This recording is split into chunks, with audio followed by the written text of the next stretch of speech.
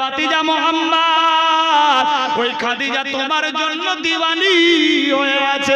তুমি একবার হ্যাঁ বলো, এক্ষুনি বিবাহ হয়ে যাবে, টেনশন নাই। আল্লাহর হাবিব গম্ভীর অবস্থায় বসে থাকতে লাগলো। আল্লাহর জিবরাইল আমিন আসলো, লাব্বাইক ইয়া রাসূলুল্লাহ, সালাম গ্রহণ করুন নবী গো, আপনি চুপচাপ থাকিয়েন না, এই বিবাহে আমার আল্লাহ রাজি আছে, বলি সুবহানাল্লাহ। ইয়া রাসূলুল্লাহ, আপনি বিবাহে হ্যাঁ হয়ে যান, খাদিজার সঙ্গে বিবাহ করুন। আওয়াজ হয়ে গেল, বেরাদার জিবরাইল আমিন চলে গেল। বেরাদার এইদিকে মা খাদিজাতুল কুবরা বিবাহের দিন তারিখ ঠিক করলো। হযরত আবু তালেব চাচাকে বললেন, চাচা গো, আপনার ভাতিজা মুহাম্মদ যদি আমাকে বিবাহ করে, আমি সমস্ত অট্টালিকার পাহাড় মুহাম্মাদের নামে লিখে দেব। এই খবর দৌড়ে গিয়ে আবু তালেব মুচকি মেরে হাসে আর বলে, ভাতিজা টেনশন নাই, টেনশন নাই, আমরা শাম দেশের বাদশাহী পেয়ে যাব। তোমার সঙ্গে খাদিজার যখন বিবাহ হয়ে যাবে, সমস্ত ধন সম্পদের মালিকানা তুমি পেয়ে যাবা, আমি তোমার চাচা রাজপ্রাসাদ চালাবো, টেনশন নাই। আল্লাহর নবী বললেন, চাচা গো, খাদিজা এ নিয়তে যদি আমাকে বিবাহ করে, আমি এ বিবাহে রাজি না। যাও যাও, ব্যবস্থা করো। আল্লাহ পাকের হুকুম হয়ে যায়। আল্লাহর ফেরেশতা সাপ সেজে, বিরাদার যেই জায়গাতে সূর্যের রশ্মি আসছিল, সাপ সেজে সাপ নিজের ফোনা পেরে সূর্যের রশ্মিকে আউট করলে বিশ্ব নবীর ক্লান্তি দূর হলো। মা খাদিজাতুল কুবরা ছাদের উপর থেকে এই দৃশ্য দেখতে লাগলো। আহারে, সত্যি তো তাওরাত জাবর ইনজিলে দেখেছি, দয়ার হাবিব যিনি হবে গাছতলায় বসবে, সাপ এসে ফোনা দিয়ে ছায়া করবে, এই সেই আখেরি পয়গম্বর হবে।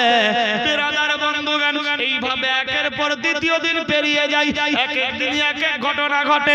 আর এক দিনের ঘটনা বলি, দয়ার হাবিব সাল্লাল্লাহু তাআলা আলাইহি ওয়াসাল্লাম ছাগল ভেড়া দম্বা নিয়ে মাঠে গিয়েছেন। প্রখর রৌদ্র, গাছতলায় বসে আছে।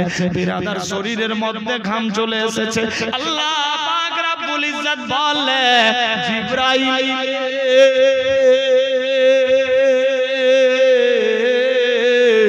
আমার বন্ধুর শরীরের মধ্যে পাসিনা, যাও জিবরাইল ব্যবস্থা করো। আল্লাহর জিবরাইল আমিন ময়ূর সেজে, কাকাতুয়া পাখি সেজে নিজের ডানা দিয়ে বিশ্ব নবীর পাসিনা শুকিয়ে দিচ্ছে। আল্লাহ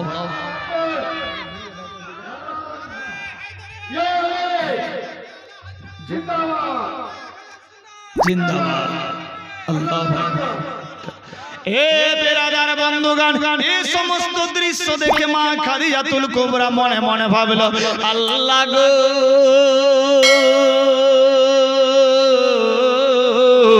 এই সেই মুহাম্মাদুর রাসূলুল্লাহ হতে পারে। তাওরাত জাবর ইনজিলে দেখেছি, দুজাহানের বাদশা ক্লান্ত হয়ে গাছতলায় বসবে, পাখিরা গিয়ে গুনগুন করে শব্দ দেবে, পাখা দিয়ে হাওয়া করে পাসিনা শুকিয়ে দেবে।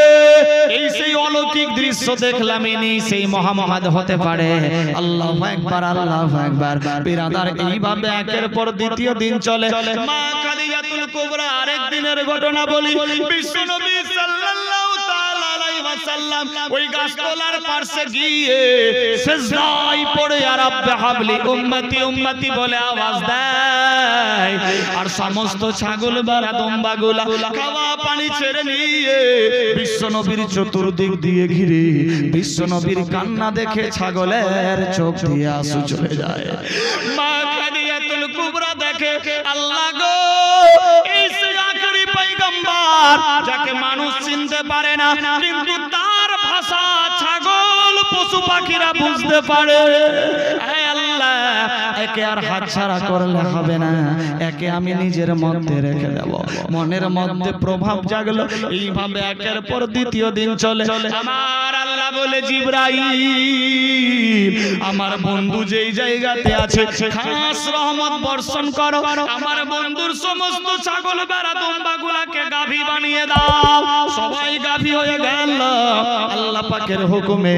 বিরাদার বন্ধুগণ, ছাগল ভেড়া দম্বা এক এক বছরে বাচ্চা হতো। বিরাদার যে সমস্ত ছাগল ভেড়া দম্বা বিশ্ব নবীর ছিল, সমস্ত ছাগল ভেড়া দম্বা গুলার চেহারা হষ্টপুষ্ট হতে লাগলো। এক একটার পেটে বাচ্চা ধরল। ৬-৭ মাস পরে